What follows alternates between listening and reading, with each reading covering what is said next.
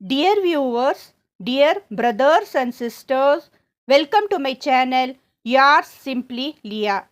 Assalamu alaikum wa rahmatullahi wa barakatuhu. திருக்குர்ஆன் ஜூஸ் 27 சுருக்கம் தமிழில் கேட்கலாம். ஜூஸ் பெயர் ஹாலா ஃபமா ஹத்பக்கும். இந்த 27வது ஜூஸ் சூரா அத்-தாரியத் 31வது ஆயத்தில் இருந்து தொடங்கி சூரா அத்-தூர், அன்-நஜம், அல்-கமர், அர்-ரஹ்மான், அல்-வாகியா, அல்-ஹதீத் ஆகிய சூறாக்களை உள்ளடங்கியதாகும். 27 ஜூஸ் தொடக்கம். நபி இப்ராஹிம் அலைஹிஸ்ஸலாம் அவர்களுக்கும் மலக்குகள் தூதர்கள் இடையிலான உரையாடல் தொடங்குகிறது. அவர்கள் ஏன் வந்தார்கள் என்று இப்ராஹிம் அலைஹிஸ்ஸலாம் கேட்டபோது, நபி லூத் அலைஹிஸ்ஸலாம் அவர்களின் மக்களை களிமண் கற்களால் தண்டிக்க அனுப்பப்பட்டோம் என்று அவர்கள் கூறினார்கள்.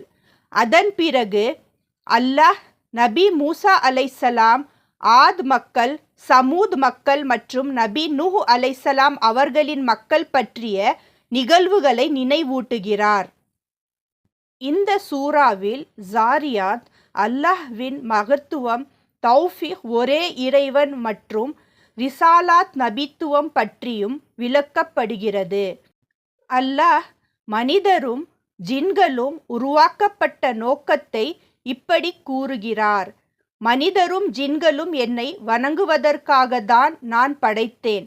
அல்லாஹ் அனைவருக்கும் வாழ்வு அளிப்பவர். அவருக்கு யாரிடமும் உணவு அல்லது உதவி தேவையில்லை. சூரா அத்-தூர் தொடங்குகிறது. இந்த சூறாவில் கியாமத் நாள் பற்றிய எச்சரிக்கை கூறப்படுகிறது. அல்லாஹ் பலவற்றின் மீது சத்தியமாக கூறுகிறார்.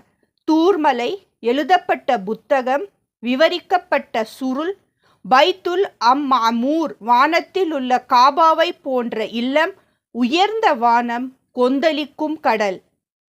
அந்த நாள் மிகவும் கடுமையானதாக இருக்கும். வானம் நடுங்கும், மலைகள் அசையும். உண்மையை மறுப்பவர்கள் நரகத்தில் தண்டிக்கப்படுவார்கள். ஆனால் தக்வா உடையவர்கள் சுவர்க்கத்தில் சந்தோஷமாக இருப்பார்கள். அல்லாஹ் நபி முஹம்மது ஸல்லல்லாஹு அலைஹி வஸல்லம் அவர்களிடம் பொறுமையாக இருக்குமாறு கூறி உதவி நிச்சயமாக வரும் என்று உறுதி அளிக்கிறார். சூறாவின் முடிவில் அல்லாஹ் கூறுகிறார், நீ எழும்பும் போதும் இரவிலும்